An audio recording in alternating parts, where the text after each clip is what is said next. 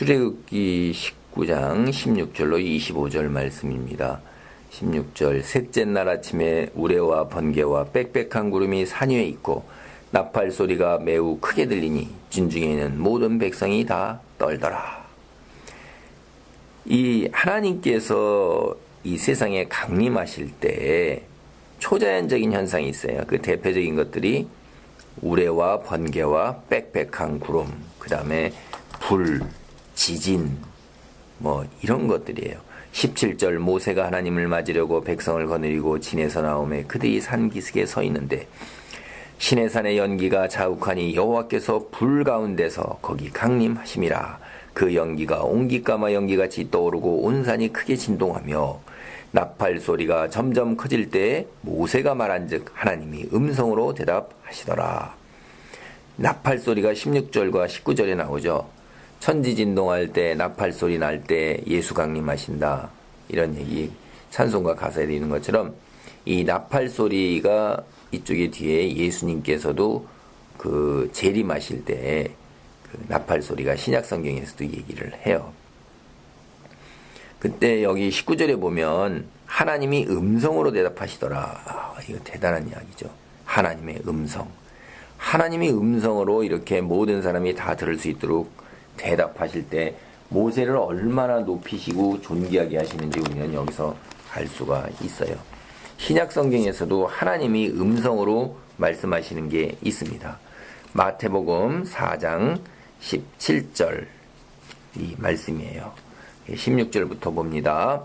예수께서 세례를 받으시고 곧 물에서 올라오실새 하늘이 열리고 하나님의 성령이 비둘기같이 내려 자기 위에 임하심을 보시더니 하늘로부터 소리가 있어 말씀하시되 이는 내 사랑하는 아들이요 내 기뻐하는 자라 하시니라. 하나님께서 어떻게 해요? 음성으로 직접 말씀하시잖아요. 이렇게 하나님께서 이렇게 음성으로 직접 말씀하시는 거는 여기에만 있는 것이 아니에요. 또 우리가 이 변화산 산상에서 있었을 때 그 변화산 산상에서도 하나님께서 직접 말씀하셔서 변화되는 것을 우리가 볼 수가 있어요. 우리가 요한복음 12장 이제 28절, 29절 보면 이렇게 있습니다. 아버지여 아버지의 이름을 영광스럽게 하옵소서 하시니 이에 하늘에서 소리가 나서 이르되 내가 이미 영광스럽게 하였고 또다시 영광스럽게 하리라 하시니 예수님이 기도할 때 하나님께서 이렇게 음성으로 말씀을 하신 거예요. 그래서 29절 보면 곁에 서서 들은 무리는 천둥이 울었다고도 하며 또 어떤 이들은 천사가 그에게 말하였다고도 하니. 그러니까 우리가 모세가 하나님과 직접 대면해서 하나님이 음성으로 대답하시는 것은 이 이스라엘 백성이 다 듣습니다. 다 듣고 그들이 하나님의 말씀을 하나님의 임재하심을 다 경험을 해요.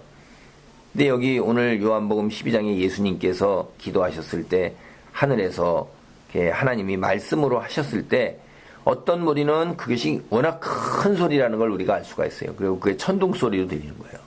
그리고 어떤 이들은 천사가 그에게 나왔던 말소리 음성으로 듣는 거죠. 근데 천사가 이야기했다 이렇게 듣는 거예요. 그래서 이런 일들 우리가 보면 여기에서 예수님께서 세례를 받으실 때도 하늘이 열리고 하나님의 음성이 이렇게 난 것을 우리 보고 보면 하나님이 직접 강림하셔서 이렇게 대면해서 모세에게 이야기하는 것은 모세를 얼마나 대단한 사람으로 세웠는가 하는 걸 알 수가 있는데 그것이 왜 그러한가를 잘 생각을 해보셔야 돼요. 출애굽기가 주는 의미가 신약의 우리의 영적인 의미로 무엇이냐 하는 것을 생각해 보시면 우리가 이걸 이해할 수가 있어요. 그래서 모세를 예수와 같은 지도자라고 이렇게 얘기를 합니다. 실제로 그런 거죠. 이스라엘 백성 전체를 위해서 자기가 헌신해서 이스라엘 백성 전체를 구원으로 이끌어낸 대단한 거잖아요.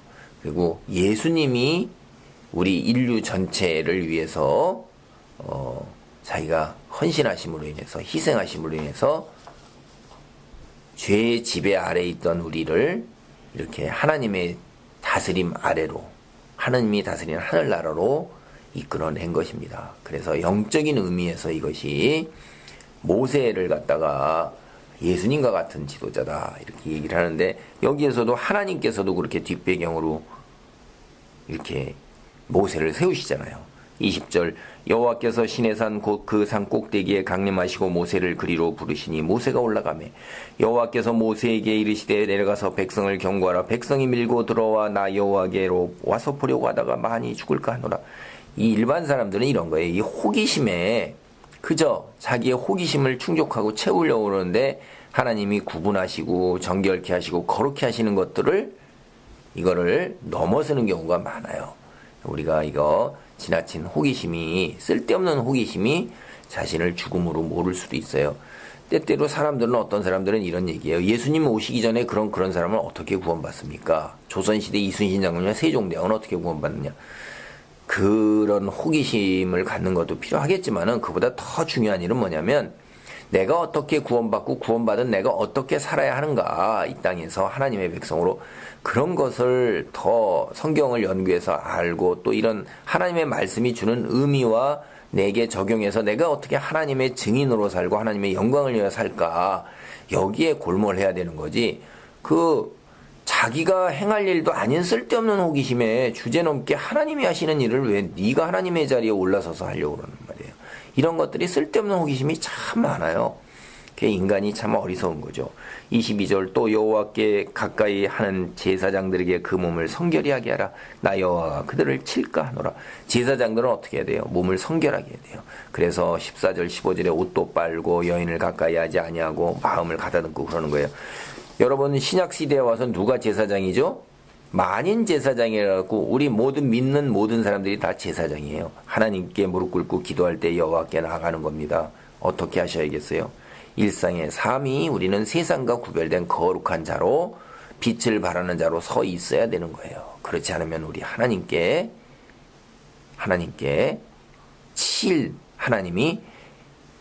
우리를 칠 수도 있는 거예요. 아니, 치는 거예요. 정결케 하라고 그래요. 23절 모세가 여호와께 아뢰되 주께서 우리에게 명령하여 이르시기를 산 주위에 경계를 세워 산을 거룩하게 하라 하셨사온즉 백성이 시내산에 오르지 못하리이다. 여호와께서 그에게 이르시되 가라. 너는 내려가서 아론과 함께 올라오고 제사장들과 백성에게는 경계를 넘어 나 여호와께로 올라오지 못하게 하라. 내가 그들을 칠까 하노라. 모세가 백성에게 내려가서 그들에게 알리니라. 하나님께서는 특별히 우리 중에서도 누구를 더 세워서 은사를 주시고, 누구를 더 지도자로 세우시고, 누구를 더 헌신하게 하시고, 누구를 더 초처럼 이 세상에 더 타는 빛을 발하도록 하나님께서 택하시는 거예요. 이게 하나님의 주권적인 섭리입니다. 하나님이 모세를 세우시고 아론을 세우시고 또 아론 계열의 레위 계열의 제사장들을 세워서 하나님 앞으로 나오게 하신 것은 하나님께서 그렇게 하시는 것입니다. 일반 백성은 그 밑에서 하나님의 은혜를 누리게 하시는 거예요. 우리 각각 교회 공동체 안에서 하나님께서 주신 우리를 부르신 자리에서 하나님께 거룩함을 유지하면서 세상의 빛으로 사는 은혜가 있기를 바랍니다. 아멘.